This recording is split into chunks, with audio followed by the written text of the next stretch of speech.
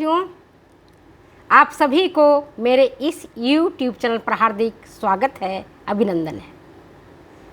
दोस्तों, पिछले एक दो वीडियो में मैंने आपको अपनी स्वरचित गीत सुनाई। मोनोटोनस हो गया था। हम सोचे एक ही चीज़ पढ़ाते पढ़ाते एक ही चीज़ करते करते मन ऊब जाता है।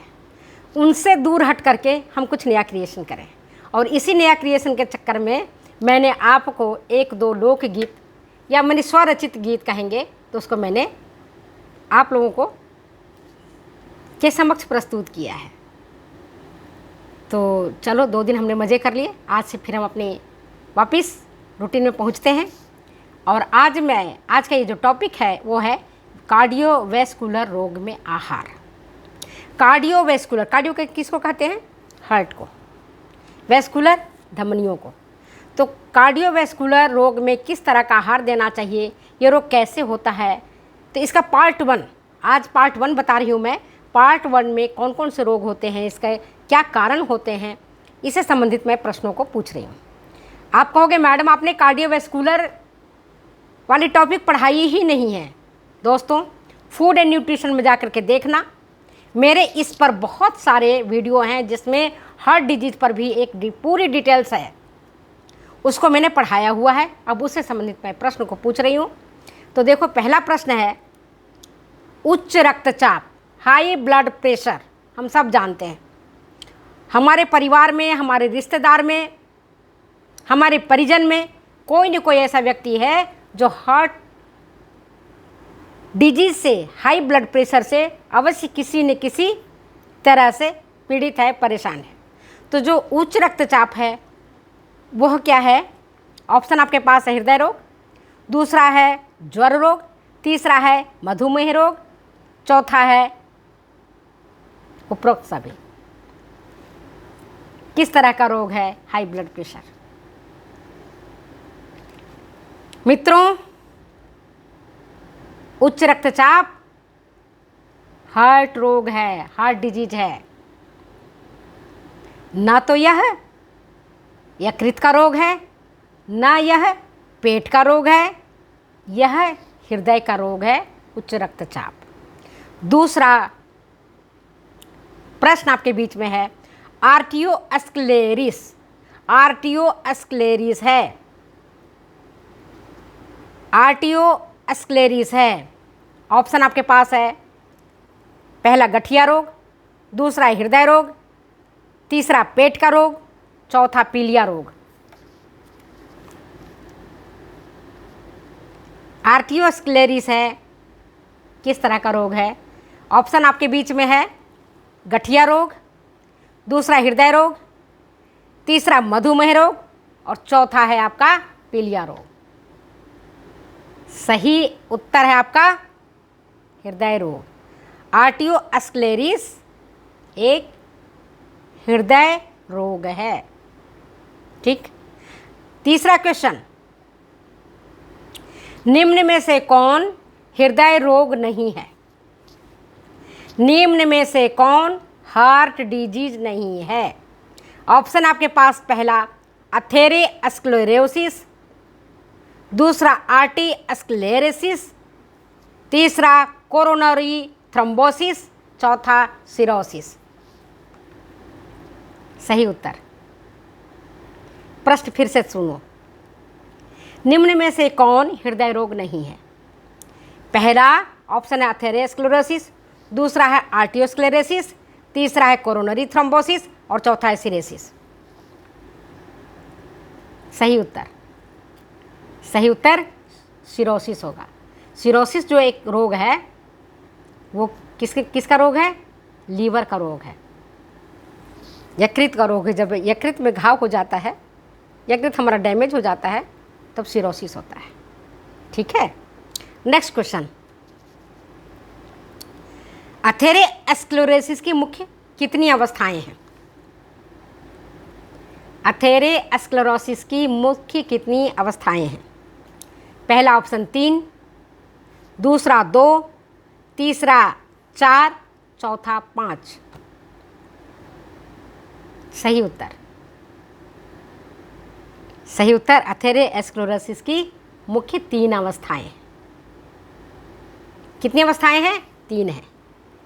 पहली अवस्था में क्या होता है कि जो धमनी है हमारी, आर्टरीज है, उस आर्टरीज के अंदर भीतरी दीवार पर वसा का जमाव हो जाता है।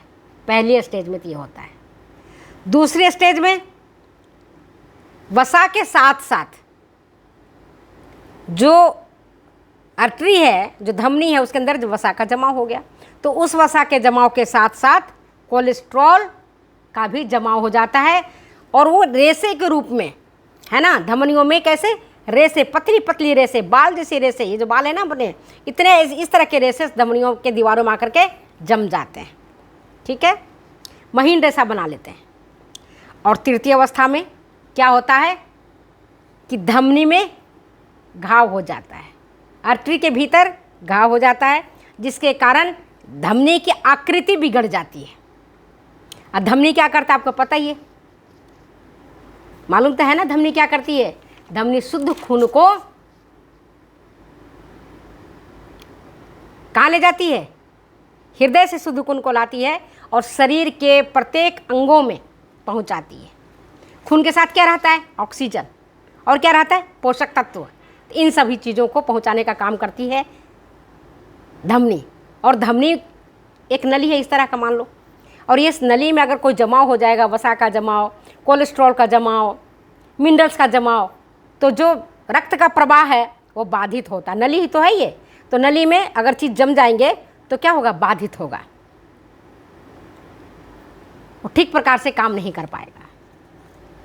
नेक्स्ट क्वेश्चन आपके बीच में, इनमें से कौन अथेरोस्क्लेरोसिस के कारण उत्पन्न रोग नहीं है?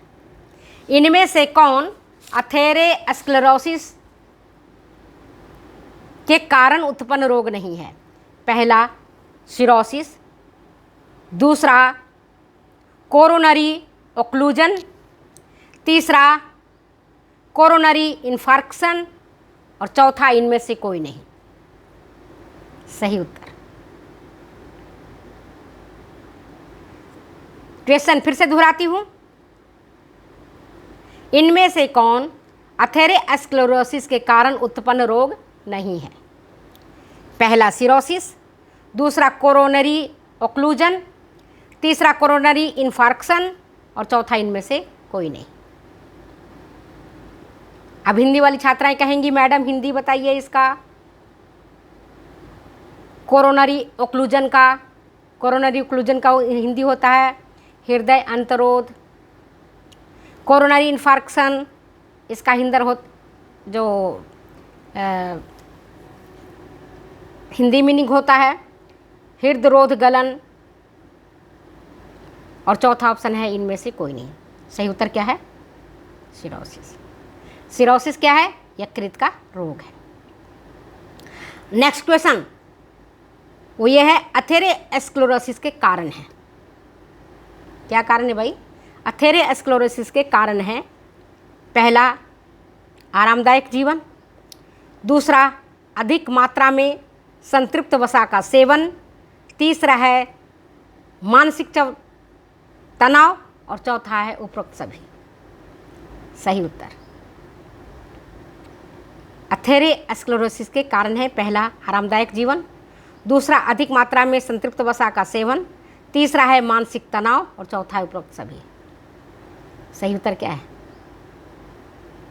सही उत्तर उपरोक्त सभी है। जो लोग आरामदायक जीवन जीते हैं, काम नहीं करते हैं, कुर्सी पर बैठे रहते हैं, उनको हार्ट डिजीज ज़्यादा होता है, क्योंकि वो जितना खाते हैं उतना एनर्जी उनका कंज्यूम नहीं हो पाता है। बची हुई एनर्जी आर्टरीज में जाकर के वसा के रूप में, कोलेस्ट्रॉल के रूप में जम जाता है, तो उनको अधिक होता है आरामदायक जीवन जीने वाले को। नेक्स्ट, जो लोग मानसिक तनाव में रहते हैं, चिंता में रहते हैं, परेशान रहते हैं, उनको भी अथेरोस्क्लेरोसिस रोग होने की संभावनाएं बढ़ जाती हैं। आप देखते हो बड़े बड़े ऑफिसर, बड़े बड़े मंत्री, जिनको बहुत मेंटल टेंशन होता है, आजकल तो विद्यार्थियों को होने लगा है। 18 साल का, 20 साल का, 30 साल का युवा को होने लगा है। एग्जाम की टेंशन के कारण, अपनी कैरियर को लेकर के कारण, इन सब के कारणों से उनको हो जाता है हार्ट डिजीज। और कई बार तो ऐसा हार्ट डिजीज होता है कि वो बेचारे चले ही जाते हैं इस दुनिया से। नेक्स्ट क्वेश्चन आपके बीच में। तो ये तीनों ही कारण हैं हार्ट डिजीज के।